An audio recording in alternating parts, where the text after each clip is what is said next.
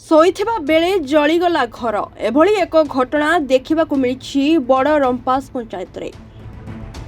ଗତକାଲି ବିଳମ୍ବିତ ରାତିରେ ଗାଁରେ ଚାଲିଥିବା ଯାତ୍ରା ଦେଖିବାକୁ ଘରର ସମସ୍ତେ ଯାଇଥିବା ବେଳେ ବୃଦ୍ଧ ବାପା ମା ଦୁଇ ଜଣ ଶୋଇଥିଲେ। ଠିକ୍ ରାତି ସମୟରେ ହଠାତ୍ ଘରଟି ଜଳିବାକୁ ଲାଗିଥିଲା। ନିଆଁକୁ ଦେଖି କେହି କିଛି ବୁଝି ପାରିନଥିବା ବେଳେ ଯାତ୍ରାରୁ ସମସ୍ତେ ଦୌଡ଼ି ଆସି ପାଣି ପକାଇଥିଲେ। ଖବର ପାଇ ଦମକଳ ବାହିନୀ ଘଟଣାସ୍ଥଳରେ ପହଞ୍ଚିବା ପୂର୍ବରୁ ଘରର ଧାନ ଚାଉଳ 2,60,000 ଟଙ୍କା ସୁନା ଗହଣା ସବୁକିଛି ପୋଡ଼ି ନଷ୍ଟ ହୋଇଯାଇଛି। ଏହାକୁ ନେଇ କ'ଣ କହୁଛନ୍ତି ପରିବାର ଲୋକେ ଆସନ୍ତୁ ଶୁଣିବା। ଚକ୍ରଧର ସାହୁ ମା ତାରିଣୀ ସେବା ସଂସ୍ଥାର ସଦସ୍ୟ। ମୁଁ ବଡ଼ରମ୍ପାସ ଗ୍ରାମର ମୁଁ ବି ଜଣେ ଯୁବକ। ଆସନ୍ତାକାଲି ରାତି 12ଟା ଖଣ୍ଡେ ସମୟରେ ଆମ ଗାଁରେ ବି ଯାତ୍ରା ଚାଲିଛି। ଯାତ୍ରା ସମୟରେ ସବୁ ଯାତ୍ରା ବି ସବୁ ଗାଁ ସାରା ବହୁତ ଲୋକ ବି ପଳେଇଥିଲେ।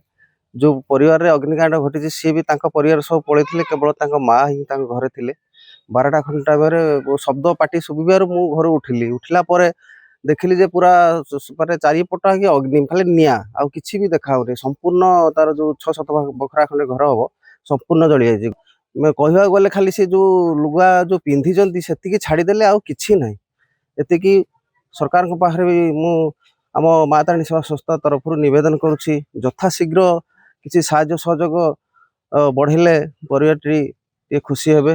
मुना कंद सेठी यहाँ किमी लगला आम जान छुआ पिला सब यात्रा पलैते आम दी भाई तीन आम भाउज शोते उठिकी भाउज निया लगी उठिकी डाकिला बेलू आम उठिला से राउंड कर सारे घर चारिपक आम पशि पाइबुना। घर आम जहाँ खाली खंडे खंडे पिंधुचु सुना धान चाउल कतरू सुना रूपा कतरू फ्रिज गडरेज आलना ଯାତ୍ରା ହଉଥିଲା ପୁଅ ବୋଉ ଯାଇଥିଲେ ମୁଁ ଆପଣ ଶୋଇଥିନି ସେ ଯାଇ ସାରିଲା ପରେ କବାଟ କଣ୍ଟା ଦେଇକି ପରିସ୍ରା ବସିକି ଯାଇ ଶୋଇଛି।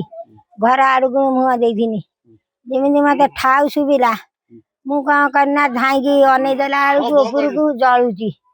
ମୁଁ ପଦାକୁ ବାହାରି ଆସିକି କହିନି କାଳିଆ ଭାଳିଆ ଘର ଜଳିଗଲା ଧାଇଁ ଆସ ଏଇଆ ମୁଁ କହିନି। ଆସିଲା ବେଳକୁ ଅନେଇ ଦେଇଛି ସେ ଦାଣ୍ଡରେ ଥାଇକି ଦେଖିଲା ବେଳକୁ 4 କର୍ଣ୍ଣାଖେ ନିଆଁ ନାଗିଗଲାଣି। ଆପଣ କିଛି ବାହାରି ନାହିଁ ସବୁ ଜଳି ଯାଇଛି କିଛି ନାହିଁ। ସେ ଯାହା ପିନ୍ଧିକି ଯାଇଥିଲେ ସେତିକ ମୁଁ ଯାହା ଖଣ୍ଡକ ପିନ୍ଧି ସେତିକ କିଛି ନାହିଁ। ହାଟଡିହିରୁ ବିଭୂତି ଭୂଷଣ ଜେନାଙ୍କ ରିପୋର୍ଟ, ରିପୋର୍ଟର୍ସ ଟୁଡେ।